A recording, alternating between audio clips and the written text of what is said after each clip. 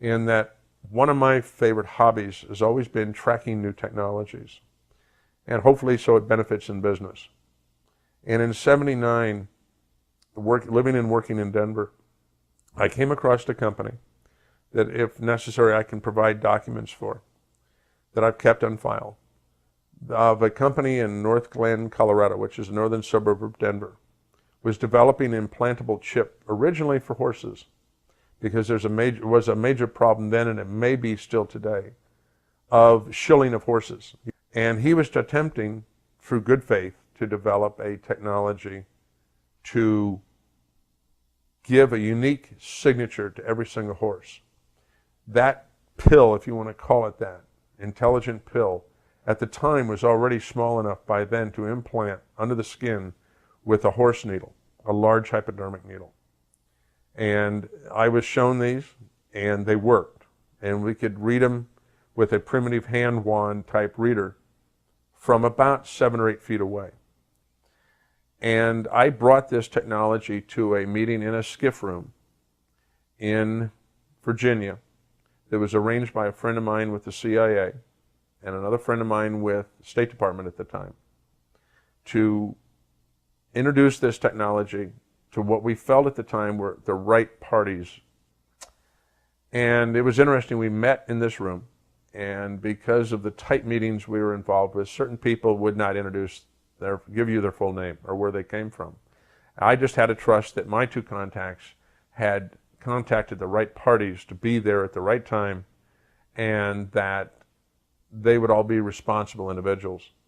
There was a mistake. After that meeting, I discovered that 2 of the people in the meeting had never been asked there, yet they knew about the meeting, they knew what it was about, they knew who was going to be there, and later research indicated that one of them actually worked for the Department of Agriculture and one of them worked for the Department of the Treasury. What prompted our looking at these 2 men was that the way they asked the questions they asked, the attitude behind them, even the body language, indicated that they had reasons for the use of this technology other than the one that was intended at the meeting.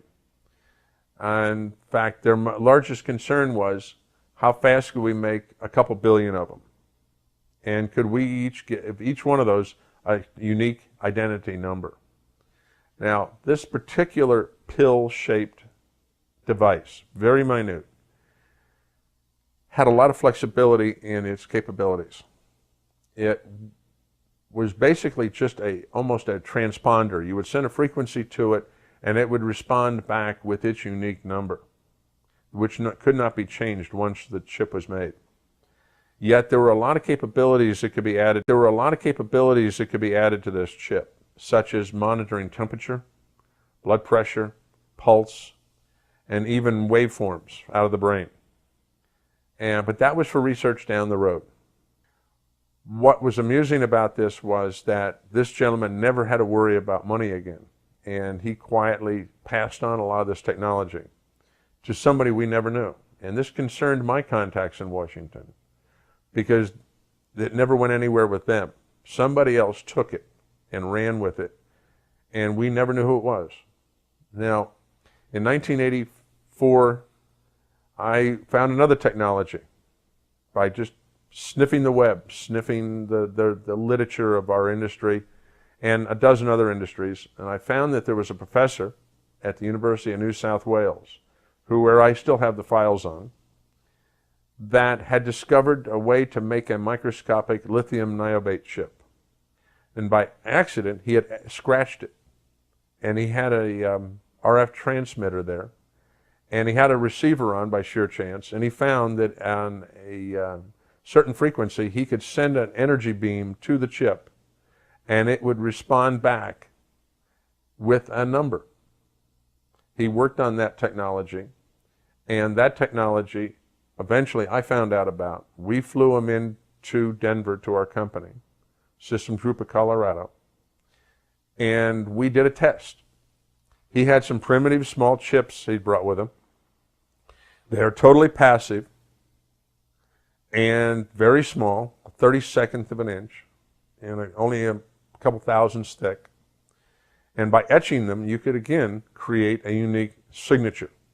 unique to each one. And this one theoretically could, depending on the size of it and the size of the etching, could have a unique number in the billions and billions.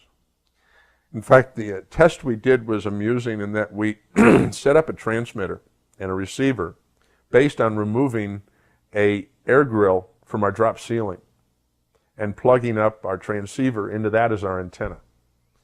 And we were able to read that thing glued to a little piece of cardboard from 100 feet away with a piece of grill out of a drop ceiling, which is a pretty primitive antenna, because we didn't know what frequency it was dealing with, so we had to come up with some kind of instant generic antenna.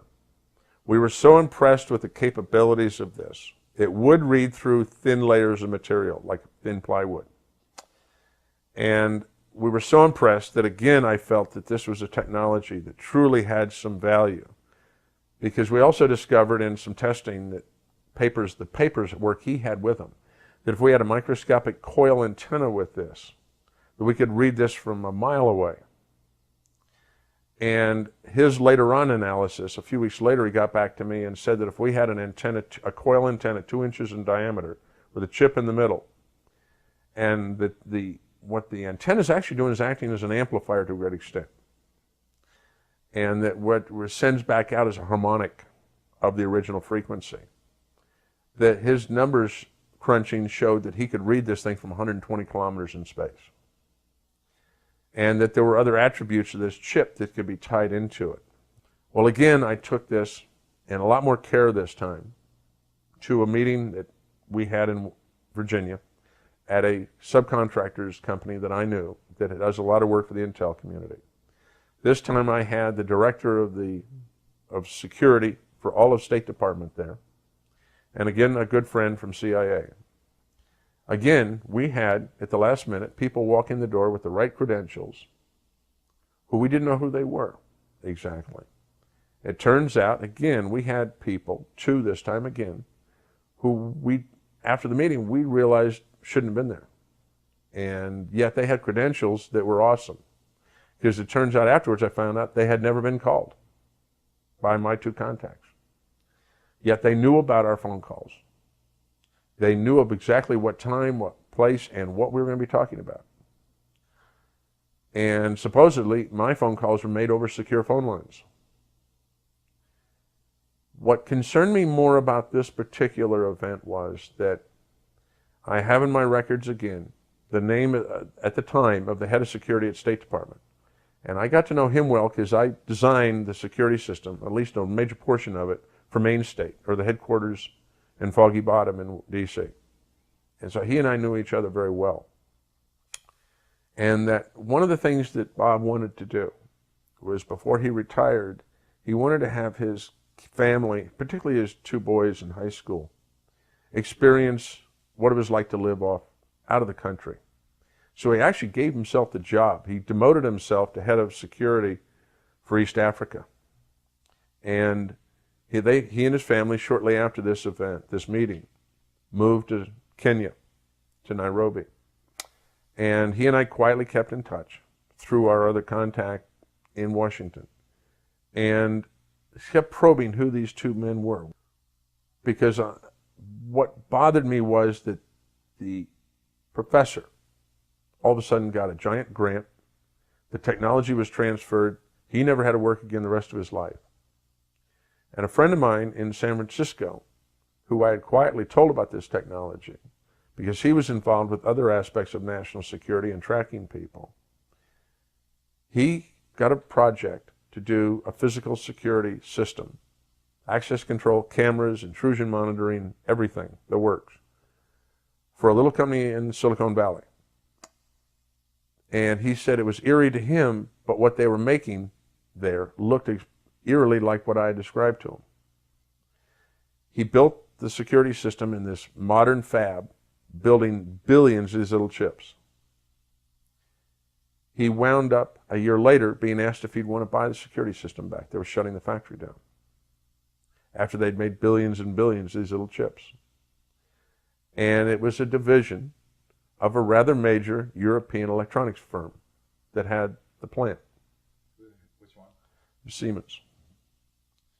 And what concerned me was that they had built these chips, and who knows what happened to them. And they built them in the billions in volume, because they're so small that you can take a 6-inch wafer and make hundreds of thousands of them on a wafer. And they disappeared somewhere. But in the process, what concerned me more was Bob did not give up trying to find out who these guys were and who they worked for, what their agendas were. He and I had long talks now by the mid-'80s about what was really going on in government, who was controlling what concerns he had, because he had come to the realization there were a lot of things going on that weren't right. And he had supposedly made some contacts to find out more of what was going on. And he had contacted our mutual friend at CIA, another long-term contractor, been involved since World War II, in the very founding of the CIA, who got in touch with me and said, Bob's got something hot, and he's back in the country again on business. We're going to get a meeting. A few days later, Bob was on his way to work just after dropping the 2 boys off at a private high school, I believe, in Nairobi. He was on the way to the embassy. And he was broadsided at a stoplight at 60 miles an hour by a reinforced Land Rover. He was killed instantly. The Brit that supposedly was drunk at 7 in the morning, was taken to the hospital and immediately disappears. And all the evidence he had given in the way of documentation was proven to be phony as to who he was, and Bob was killed. And it was a hit. And it's always concerned me today that he had gotten a little too close to who had been involved with this implantable chip technology. We'd been trying to, for a couple of years then, quietly trying to find out who had been doing it without our government realizing it was going on. Because whoever it is has got total ability to penetrate anytime, anywhere, our government, and locate what is going on instantly. Who do you think they are? Research since the early 80s on my own and with some friends indicates that we have at least 4 power groups in the world. They have wealth beyond all imagination. They have advanced technologies. They have taken over various programs, particularly black programs, within our government and probably even the Russian government and the Chinese. Their politics to them, as we know it, is not the same. And they have agendas totally unlike what we perceive our government's agendas really are. And that they are able to track unbelievably what's going on around them at a minute level. And who these people are, my friends and I have given them names, but they have no relevance to what they call themselves. We just simply call them the 4 horsemen. And that these horsemen work together at times, and they work against each other at times. There's an ongoing battle between them at a low level to who's going to be top dog in the world. The one commonality to all 4 appears to be an absolute desire for control of everything and everything. And we believe that this is what was causing a lot of strange things to happen in Nevada that we were experiencing, and on a strange way correlates also with what happened with these implantable chip technologies that I personally brought, now I look at it, to the wrong people in the government. Because we never got to use that technologies for what we really intended it to be used for. What do you think, these 2 men who came to the meeting, what credentials did they show to get in? I mean, what did they have? Were they FBI or were they? Above and beyond that, they were NSA, NRO, but we would later check and they didn't exist. They did not exist. Yet their credentials were spotless. Even to the point where if it was an access control requirement, the identification systems that they carried passed all the access control mechanism requirements we had, be it biometric, be it fingerprint, be it eyeball, be it anything, even to access code numbers. They knew it all. They had it all. And it was better quality than actually what the agencies had, which is most enlightening. It means unlimited budgets.